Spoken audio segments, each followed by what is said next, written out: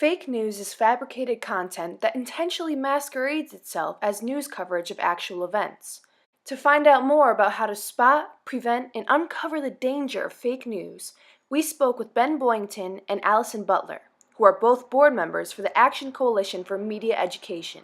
Folks of sort of my age and older, say middle age and up, that we remember a time when there was this thing called the news.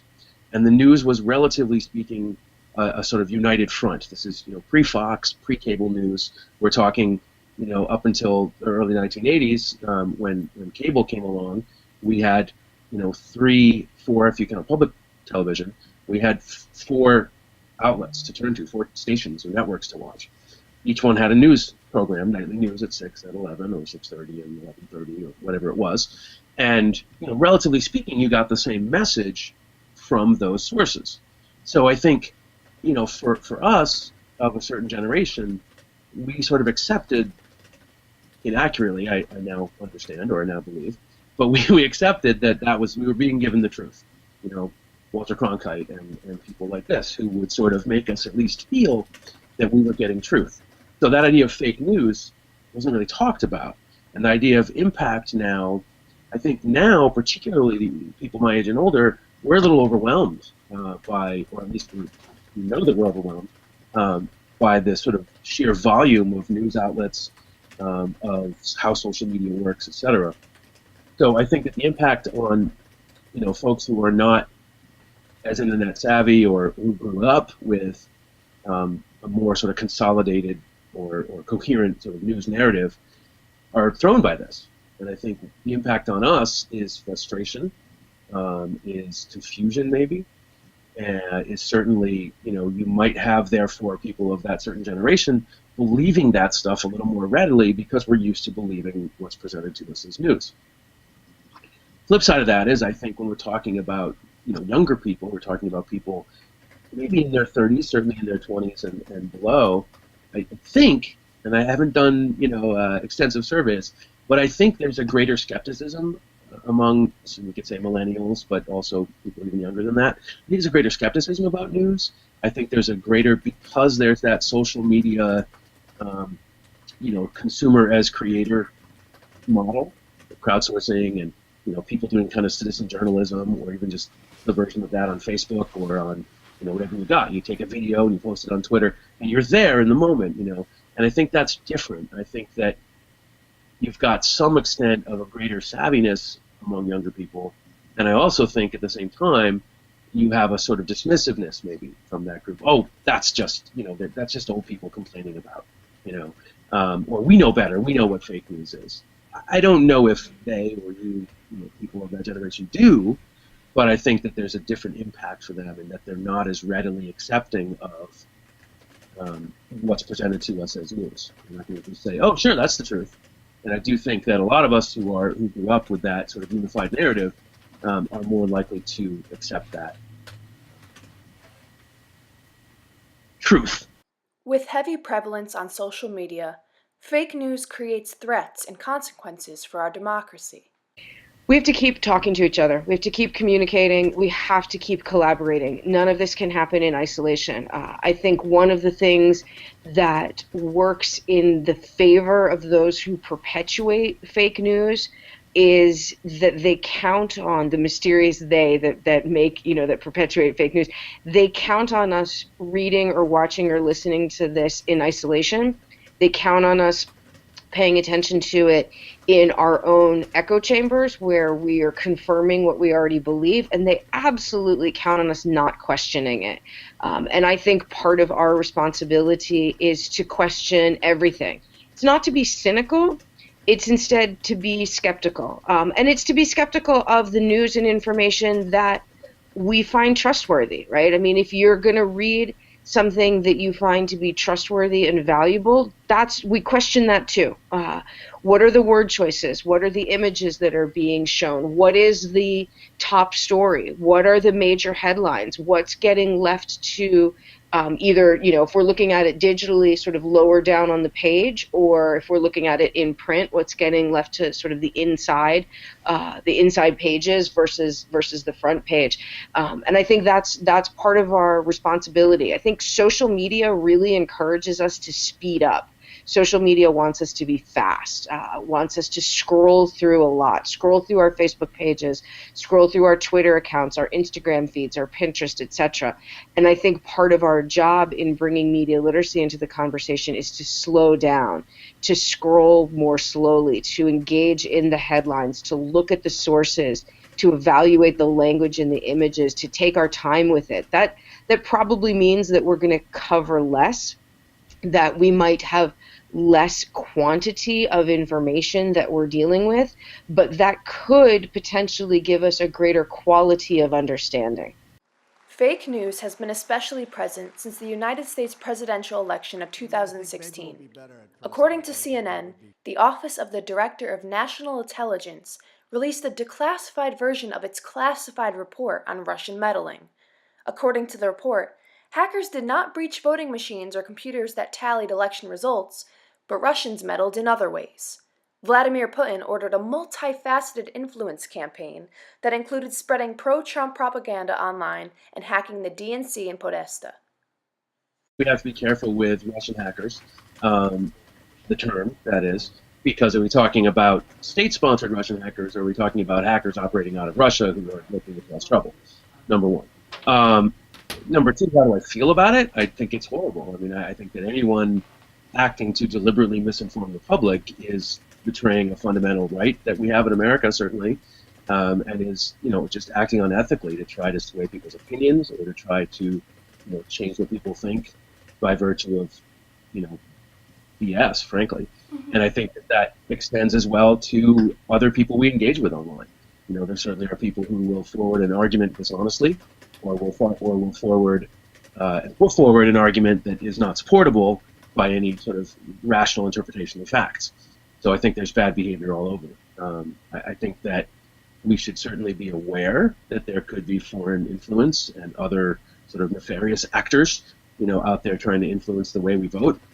But I think we have to be really careful with assigning motivation to foreign governments and, even our own people. We have to be careful.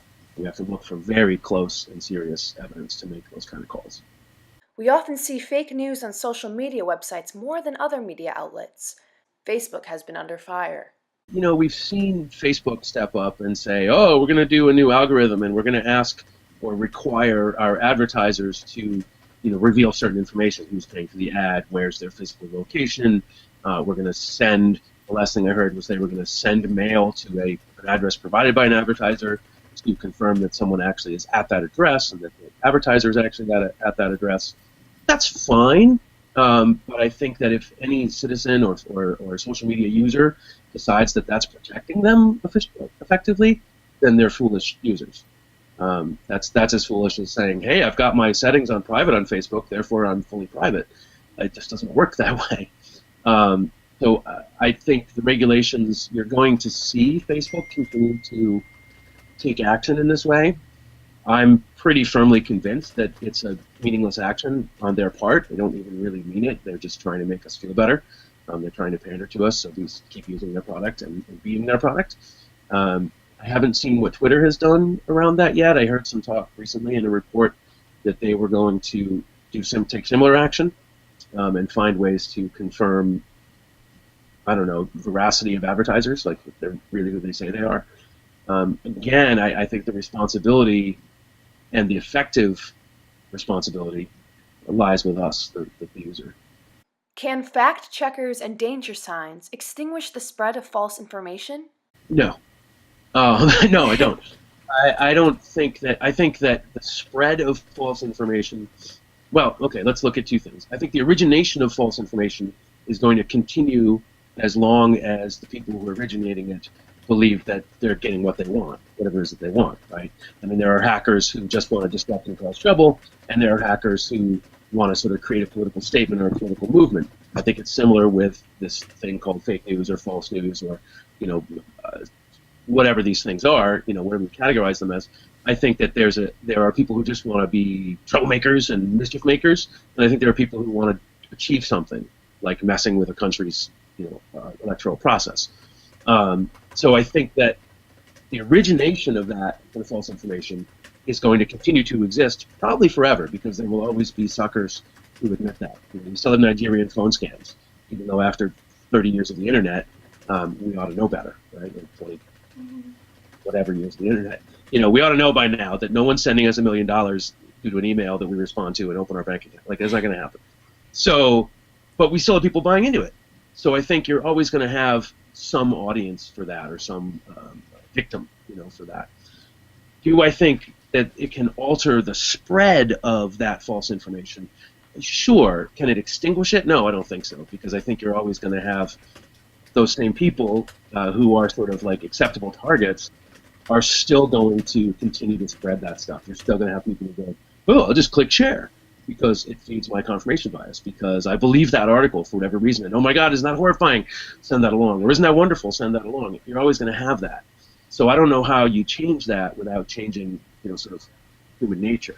I do think that, media education, media literacy have a tremendous role to play, because I think that's the critical thinking. If we approach and we sort of make innate those behaviors around questioning the source, around triangulating for information, around corroborating the information, around, just not hitting share, even if you do agree with it. I think if we build those media literacy behaviors, media literate behaviors, that's a more effective way to see that. I mean, who's checking the facts?